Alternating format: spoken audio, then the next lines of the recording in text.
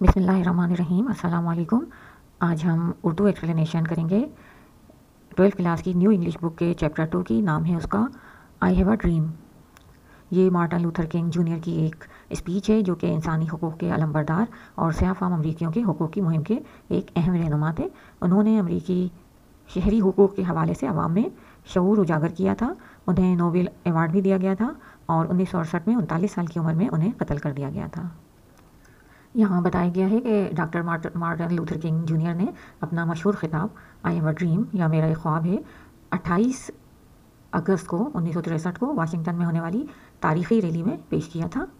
ये तकरीर Washington DC में लिंकन मेमोरियल में हुई और अमरीकी शहरी हुकूक़ के तहरीक का एक फ़ैसला कुन लम्हा साबित हुई थी। किंग ने 2.5 लाख से ज़ायद अफराद के मजमूए से खिताब करते हुए नस्ली इम्तियाज़, अलहदगी और माशी नाइंसाफ़ी के ख़ात्मे की अपील की थी और सयाफ़ाम लोगों या फिर एफ़्रो अमेरिकन्स के लिए शहरी और मसावी हुकूक़ के हुसूल की वकालत की थी। उनकी तकरीर का मरकज़ी पैगाम एक ऐसे मुस्तक़बिल का ख्वाब था जहाँ लोगों को उनके किरदार से परखा जाए, ना कि उनकी जिल्द की रंगत से। चलते हैं स्पीच की तरफ।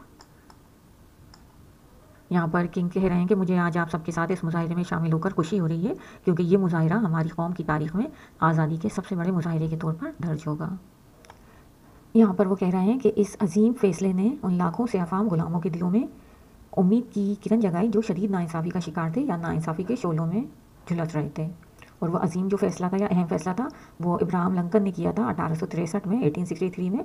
और उस फ़ैसले में उन्होंने अफ़ाम ग़ुलामों को आज़ादी के ऐलान पर दस्तखत किए थे।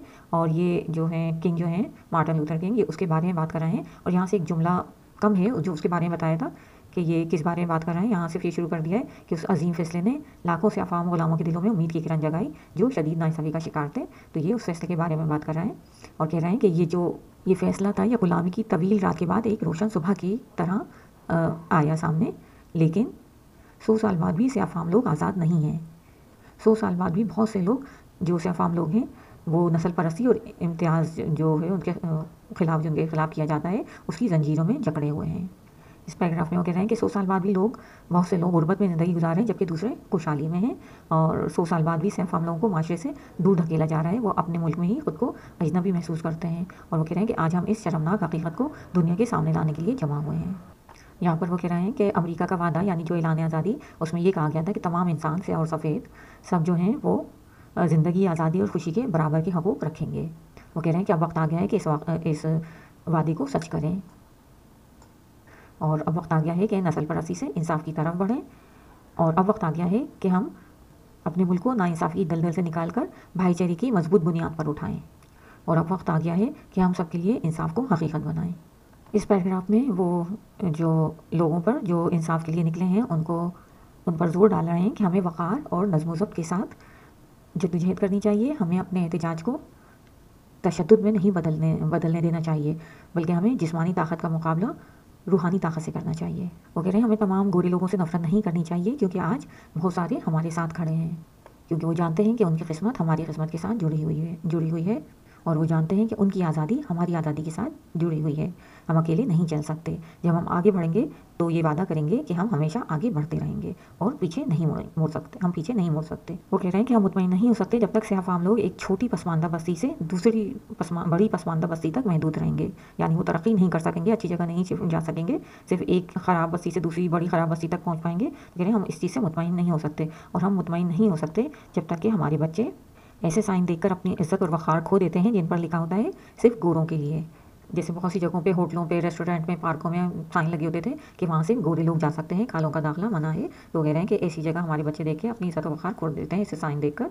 तो कह रहे हैं इन चीज़ से हम मुतमईन नहीं हो सकते। वो कह रहे हैं कि हम मुतमईन नहीं हो सकते जब तक मिसिसिपी में सयाफ़ाम वोट नहीं डाल सकता और न्यूयॉर्क में वो समझता है कि वोट डालने का कोई फ़ायदा नहीं है। वो कह रहे हैं कि हम मुतमईन नहीं हैं और हम मुतमईन नहीं होंगे उस वक्त तक जब तक इंसाफ पानी की तरह बहने लगे और नेकी एक ताकतवर दरिया की तरह हो जाए। यानी इंसाफ और नेकी इतनी ताकतवर हो जाए कि लोगों को आसानी से मिलने लगे। आगे वो लोगों को तसल्ली दे रहे हैं, कह रहे हैं कि हमें मायूसी में नहीं डूबना चाहिए क्योंकि आज और कल के मसाइल के बावजूद भी मेरा एक ख्वाब है। और मेरा जो ख्वाब है अमरीकी ख्वाब बराबरी और आज़ादी पर मबनी है। और मेरा ख्वाब है कि एक दिन जो कौम है अपने अल्फाज पर अमल करेगी, ये तमाम इंसान बराबर पैदा हुए हैं। वो कह रहे हैं मेरा ख्वाब है कि एक दिन जॉर्जिया में जॉर्जिया की स्टेट है अमेरिका की, कह रहे हैं जॉर्जिया में साबिक गुलामों और उनके मालिकान के जो बेटे हैं भाइयों की तरह एक मेज़ पर बैठे हैं, क्योंकि गुलाम मालिकों के साथ कभी नहीं बैठ सकते थे। तो कह रहे हैं कि सयाफाम लोग जो गुलाम बने हुए थे, अब उनको इतना इंसाफ मिले, उनको इतनी मुसावात मिले, बराबर के हक़ मिले कि वो अपने साबिक मालिकान जो थे उनके बेटों के साथ एक भाइयों की तरह एक मेज़ पर बैठ सकें। वो कह रहे हैं कि मेरा ख्वाब है कि मिसिसिपी की स्टेट जो नाइंसाफ़ी और जुल्म में जल रही है, आज़ादी और इंसाफ की जगह बन जाए। वो कह रहे हैं मेरा ख्वाब है कि मेरे 4 बच्चे एक ऐसे मुल्क में रहें जहाँ उन्हें रंग के बजाय किरदार से परखा जाए।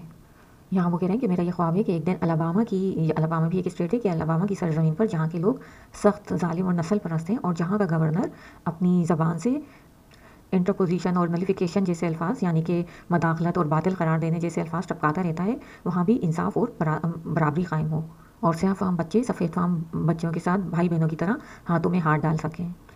इंटरपोजिशन एंड नलिफिकेशन ये वो सियासी इस्तिलाहात थी जिन्हें वहाँ का गवर्नर सयाफामों के हुकूक के जो कवानीन बने थे उनके खिलाफ इस्तेमाल करता था। उनका मतलब है कि रियासत को हक़ हासिल है कि वो वफाकी कानून को जो वो सयाफामों की आज़ादी के हक़ में बनाते हैं उसे मुस्तरद कर दे।